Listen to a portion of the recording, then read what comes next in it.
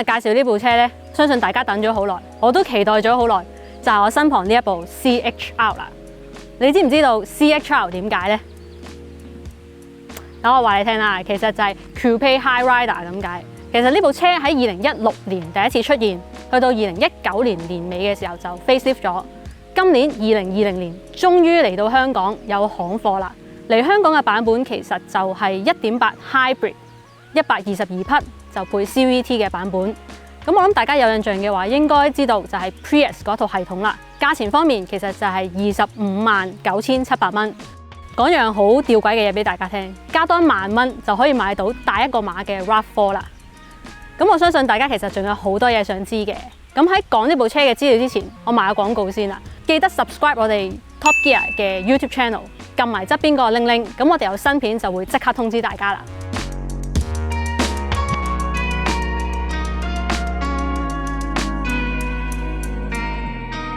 不如我哋講下今次 facelift 有啲咩唔同咗啦。其實要細心啲揾先會發現嘅。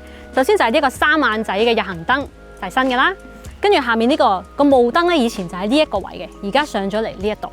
跟住呢部車我唯一要彈嘅地方咧，就係嗱，成部車本來好有型啦，但係配呢一個17寸鈴咧，就有少少平實嘅。我見外國配18寸嘅時候咧，係會有型啲嘅選擇嘅。跟住見到呢一個向外拋嘅沙板啦，一如以往都係有型嘅。要提翻嚟到香港嘅全部都係 Two Tone嘅，即係話黑色嘅車頂配唔同顏色嘅車身。去到車尾咧，有一個尾翼啦，同埋有個小鴨尾，同埋值得要講下就係呢一個指揮燈咧，佢係有走馬燈形式嘅。之前我哋拍過 RAV4 嘅長期測試，有興趣大家可以撳翻上面條 link 睇下啦。當時大家都好關心部車嘅設備，呢一部又係點呢？當時我見到呢一部車咧，我覺得好驚豔，就係佢第一次喺香港嘅車，我哋試過當中係有 wireless 嘅 CarPlay 嘅，即係話連接咗藍牙之後就可以睇導航啊、打電話啊、聽歌咁樣嘅。咁另外咧，佢呢啲全部都係原廠皮凳啦，駕駛席可以電子調校，跟住前面嗰兩張凳咧都係有發熱功能嘅。基本一啲 ABS 啊、行車穩定系統都冇問題啦。另外咧，佢係有9個安全氣袋嘅 ，Toyota 喺香港真係好少有啦。咁另外啦，佢亦都有前後嘅 parking sensor， 同埋有後拍鏡頭嘅，大約就係咁多。CHR 嘅後座咧，其實我覺得比我想象中個腳位係闊落啲嘅。你見到啦，其實前面張凳咧係升高咗，就算你腳長啲嘅，其實可以咁樣伸隻腳入去都 OK 嘅。咁但係咧，如果你係我咁樣嘅身形，又或者小朋友咧坐後面嘅話，就未必好清楚望到窗出面嘅風景啦。至於如果後面坐滿3個人係點嘅咧，咁我就 call 我哋後座測試員出嚟試一試先。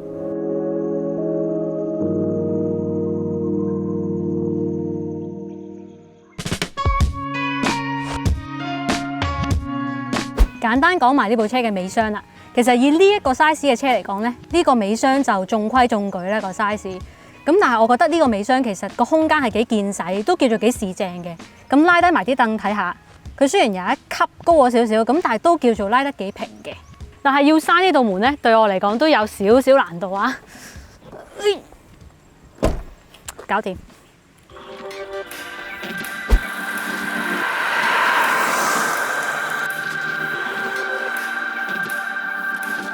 嗱，咁呢部車咧就1.8 Hybrid 啦，122匹。咁其實頭先都講過啦，係同 Prius 嗰套系統就係一樣嘅。咁 Edmond 你之前都試過 Prius 啦，你有咩感覺咧？同呢部車比較？我都試過 Prius 幾日，個系統嘅感覺係似嘅，即係佢啲反應嘅。但係有一樣嘢好得意嘅就係，我覺得佢喺嗰個 Hybrid 與唔 Hybrid 之間嗰個轉接咧，其實係做得順過 Prius 嘅，即係個轉接唔係好覺嘅。係。好似頭先即係佢突然間喺行30、40嘅時候，個引擎着翻出嚟咧，其實成車人都唔覺嘅。但係慳油係咪真係好似做到 Prius 咁勁咧？啊，因為 Prius 真係犀利噶嘛。我相信理論上應該都接近嘅。咁呢一部車我講翻官方數據啦，其實就係22.8 km/L 嘅。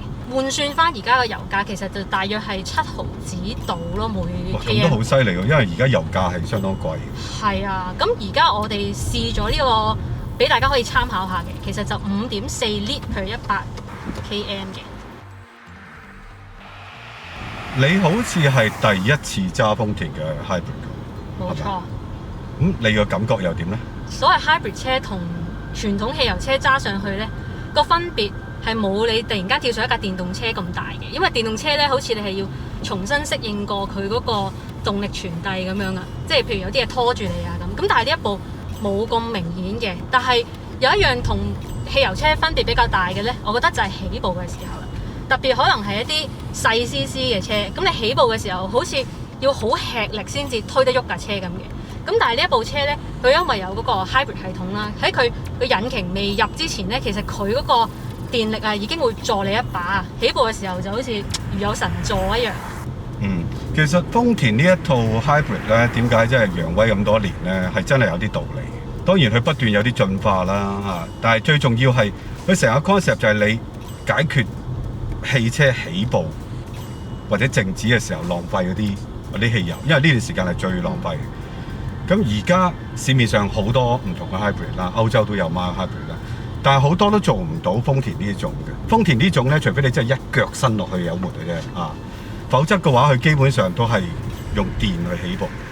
頭先我試過咧，就係我唔使好就嘅個油腳，咁我踩落去大概喺時速60公里以下咧，都可以一路行電嘅。當然個前提個電池要夠電先啦啊。咁呢種嘅感覺係非常討好喎，我覺得。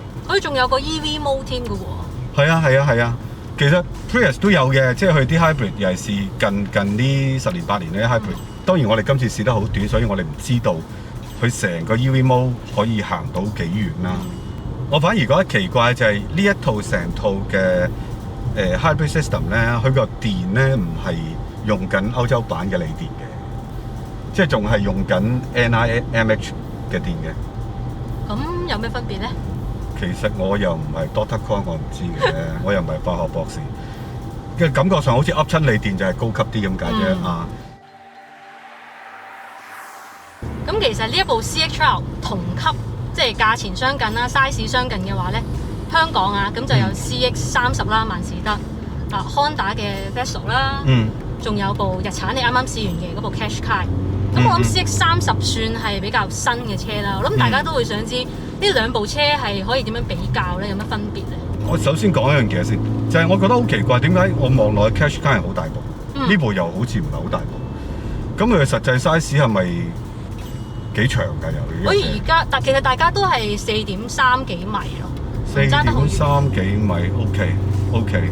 歐洲有冇同級嘅車啊？其實歐洲你當可能係 X1啊、XC40，但係佢哋會再大少少嘅。啊，大得多唔多咧？大家睇下熒幕上面嗰個數字參考。OK。CX-30 我就喺歐洲揸過嘅。咁當然我喺歐洲揸嘅時候唔係香港而家賣緊呢個 engine 啦，但係我都估計到會係點嘅，因為 CX-30 用嘅 engine 其實個馬力真係大啲嘅，160幾匹嘅。2.0嚟㗎嘛。係啦，再配埋佢係6速嘅自動波嚟嘅。咁呢個就 CVT 啦。係啦，仲要係頭驅啦，即係香港咪有4驅啦。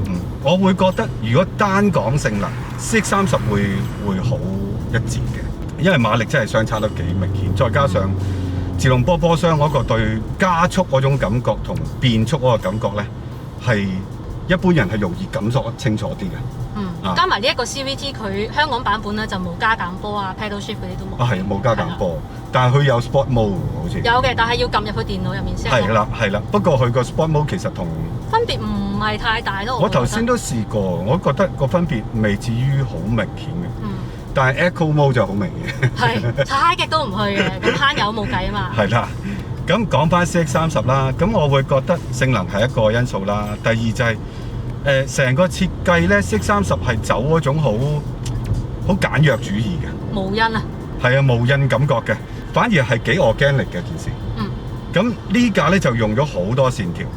咁但係佢好在咧冇 over design 嘅，唯獨我係覺得個 dashboard 呢個藍色咧原來唔係跟車色嘅呢個。係無論咩色都係配呢個藍色。配呢個藍色。另外就係真係揸起上嚟咧，我或者用一啲好 layman 嘅講法咧，就係萬事得嗰個底盤嘅 tuning 咧，會比較係似我哋假設係用歐洲車去做一個分類啦，係比較似寶馬、奧迪嗰類嘅。咁豐田咧，其實由久以嚟咧係比較偏向Mercedes 所內嘅，即係舒適係第一個大前提。咁我唔係話 CX-30 唔舒服，但係當你行過譬如呢啲泵頭先呢啲泵，你就會感覺到 CX-30 嗰啲咧係會再伏啲嘅，少啲起伏，啊，咁有啲人會覺得呢樣嘢就係一種哇應該係好玩嘅感覺啊。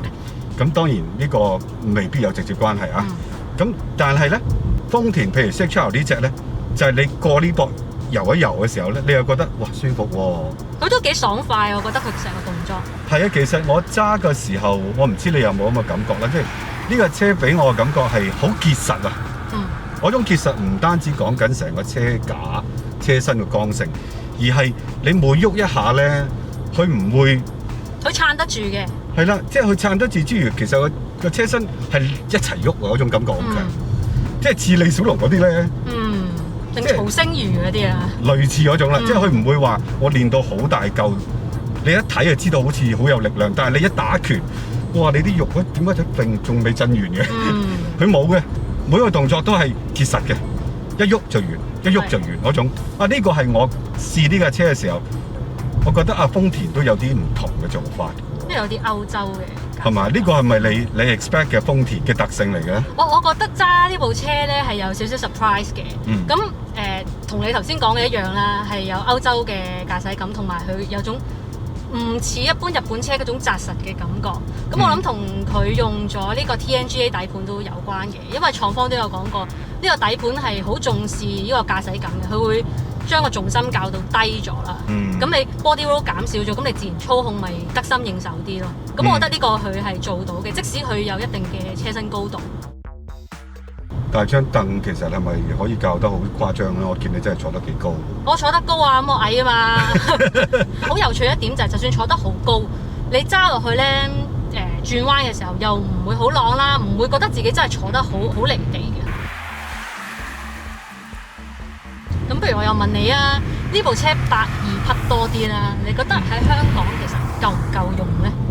其實100匹車咧就冇話唔夠用嘅，個關鍵係你明自己架車係咩車嚟嘅啫。咁當然啦，而家香港入嘅呢部係1800hybrid， 咁4氣缸，仲有 Atkinson Cycle 嘅燃燒模式嘅，即係你一睇就知其實佢係慳油嘅運咗。仲有就係本身豐田喺做車嘅時候係好清楚佢哋自己要乜嘅，即係如果佢哋真係做跑車，就係另外一種心態。但係做呢一類車就係 easy driving、easy life， 係咪？